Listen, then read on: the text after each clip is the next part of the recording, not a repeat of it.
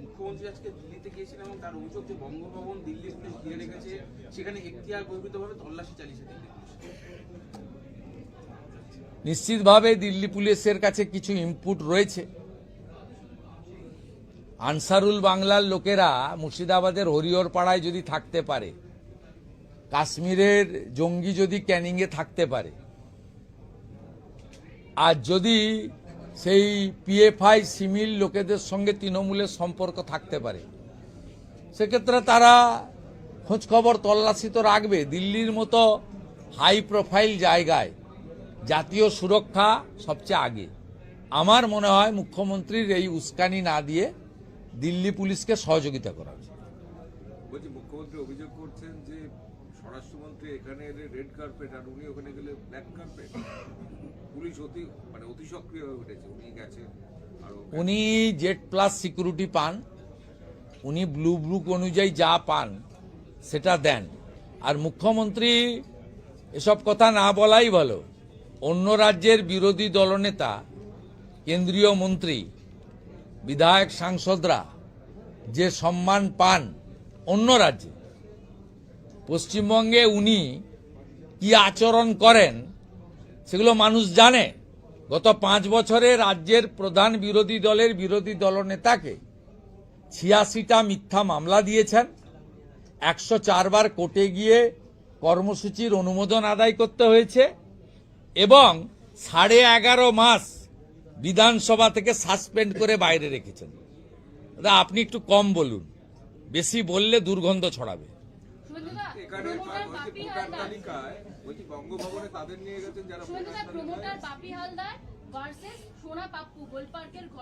Dangerous element এই সোনা পাপ্পু গোটা কসবা থেকে শুরু করে ওই এলাকা পূর্ণ নিয়ন্ত্রণ করে। সোনা পাপ্পুর গ্রেপ্তার করতে হবে। ওই আইওয়াস করে 10 জনকে গ্রেপ্তার করলে হবে না।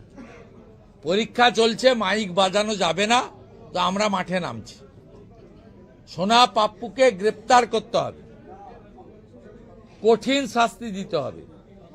এরা সমস্ত প্রমোটিং, পুকুর বোঝানো, জলাশয় বোঝানো, এলাকার অটো স্ট্যান্ড থেকে মাছ সবজির বাজার, হকারদের স্টল থেকে শুরু করে সমস্ত সিন্ডিকেট এবং নিয়ন্ত্রণ করছে। এদের একটাই কাজ, কর্পোরেশন, বিধানসভা, লোকসভা ভোটে ছাপ্পা মারা। আর এইটা করে দেয় বলে তৃণমূলের আশীর্বাদ আছে, পিসির আশীর্বাদ আছে। কালকেও যেখানে ঘটনা ঘটেছে পিসির বাড়ি থেকে 4 কিলোমিটারের মধ্যে, রাজ্যের পুলিশ মন্ত্রীর বাড়ি থেকে। মুখ্যমন্ত্রী তো এগুলো শিখিয়েছেন, কারণ তিনি প্রথম পুলিশ মন্ত্রী হয়ে কালীঘাটে গিয়ে সেই রাত্রে লকআপ থেকে আসামিদের বের করে নিয়ে এসেছিলেন। অর্থাৎ রাজ্যের পুলিশ মন্ত্রী যদি গুন্ডাদের সংরক্ষণ দেন, তাহলে বেচারা পুলিশরা আর কি করবে?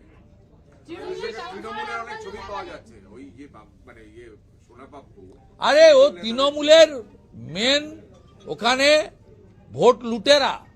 কোন বিজেপিকে কোথাও মিটিং মিছিল করতে দেয় না, বিজেপি কর্মীদের এজেন্ট বসতে দেয় না, একদম শাহজাহান স্টাইলে করে। নোটোরিয়াস ক্রিমিনাল এবং মিনিমাম কয়েকশো কোটি টাকার মালিক। এদের এই 12-14 সালের আগে এদের কিচ্ছু ছিল না। একটা বিড়িকে 3 বার নিভিয়ে খেত, গ্যাটিস লাগানো সাইকেল নিয়ে ঘুরতো। এদের এখন 4টে-6টা করে গাড়ি, ফরচুনা ছাড়া, বিএমডাব্লিউ ছাড়া চড়ে না। আর 10টা আঙুলে 16টা আংটি, হ্যাঁ, আর হাতে সোনার মাকড়ি, গলায় চেন দেখবেন ওই আমাদের মানে প্রাণীদের যে বাঁধে চেন টেন, সেই তার মতো মোটা চেন। পায়ের জুতোর দাম কমসে কম 40-50 হাজার টাকা। আপনি যা বেতন পান তার থেকে বেশি ওর জামা কাপড়ের দাম। যত দামি মোবাইল ফোন হাতে, আর তো বাকিটা ছেড়ে দেন। তৃণমূল নেতাদের সঙ্গে ছবি দেখা যাচ্ছে,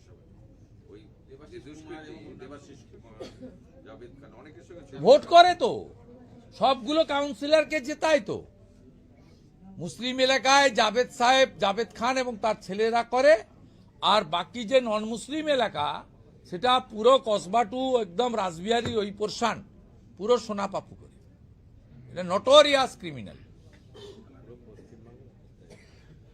hundreds of crore he already earned by the বলছি বাবা বন্দ্যোপাধ্যায় আরেকটা অভিযোগ করছেন যে এসআইআর যারা আতঙ্কগ্রস্ত তাদের কিছু জনকে নিয়ে গেছেন, বঙ্গভবনে রেখেছেন, এবং এখানে যারা উনি নিয়ে যাবেন কেন? হ্যাঁ, এবং তাদের ওখানে এসআইআর এর আতঙ্কের নামই হচ্ছে মমতা ব্যানার্জি। প্রথম দিন থেকে কন্টিনিউয়াস ভয় দেখানো, আতঙ্ক তৈরি এবং সমস্ত লোকের নামের বানান ভুল, পদবীর বানান ভুল মুখ্যমন্ত্রীর নির্দেশে করেছে। সেই কারণে পশ্চিমবঙ্গ বিজেপি আজকে বিকাল 3:30টায় রাজ্যের সব জেলা শাসকের দপ্তরে শব্দবিধি মেনে মাইক ছাড়া মমতা বন্দ্যোপাধ্যায়ের প্রশাসনের জনগণকে হয়রানি করার বিরুদ্ধে ডেপুটেশন প্রদান করবে সব ডিওদের অফিসে, ডিস্ট্রিক্ট ইলেকশন অফিসারের অফিসে। আর আমার নেতৃত্বে 14 সদস্যের বিজেপি দল লোক ভবন সেখানে যাবে বিকেল 4টের সময়। বাকিটা লোকভবন থেকে বেরিয়ে ওইখানে প্রেসে আপনারা জানতে পারবেন।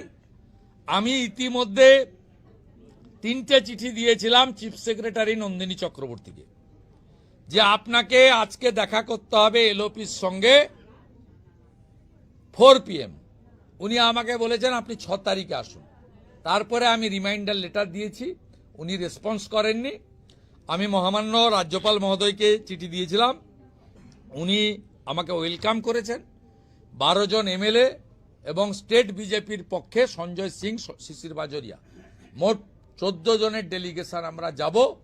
কিভাবে এসআইআর কেন্দ্রগুলোতে তৃণমূলের দাদাগিরি তাণ্ডব, কিভাবে বিএলও, এইআরও, ইআরওদের একাংশকে দিয়ে আইপ্যাককে বসিয়ে নাম এবং পদবীর বানান ভুল করে লক্ষ লক্ষ লোককে শুনানিতে ডেকে নিয়ে গিয়ে হয়রানি করিয়েছেন মমতা বন্দ্যোপাধ্যায়ের নেতৃত্বে পরিকল্পিতভাবে তার প্রশাসন, তার বিরুদ্ধেই আমাদের প্রোটেস্ট। এই কারণেই Basirhat tour joint video suspend হয়েছেন। আমরা মনে করি ইচ্ছাকৃতভাবে যারা বানানের ত্রুটি করেছেন আইপ্যাক এবং তৃণমূলের নির্দেশে, সেই বিএলও, এইআরও, ইআরওদেরকে অবিলম্বে সাসপেন্ড করে এফআইআর স্টার্ট করতে হবে এবং 3টি জেলা শাসককে ইমিডিয়েট সাসপেন্ড করতে হবে, মুর্শিদাবাদ, দক্ষিণ 24 পরগনা এবং পূর্ব মেদিনীপুর। আমাদের কাছে স্পেসিফিক ডকুমেন্ট রয়েছে এদের বিরুদ্ধে। কিছুক্ষণ আগে হাইকোর্টে হয়েছে যে শুভেন্দু অধিকারী সহ রাজ্যের বিরোধী নেতাদের নিরাপত্তা নিশ্চিত করতে রাজ্যকে প্রধান বিচারপতি ডিভিশন বেঞ্চ নির্দেশ। নিরাপত্তা দিতে সে অর্থে বলেনি, আমরা সেন্ট্রাল প্রোটেক্টিভ, সমস্ত প্রোটেক্টি যারা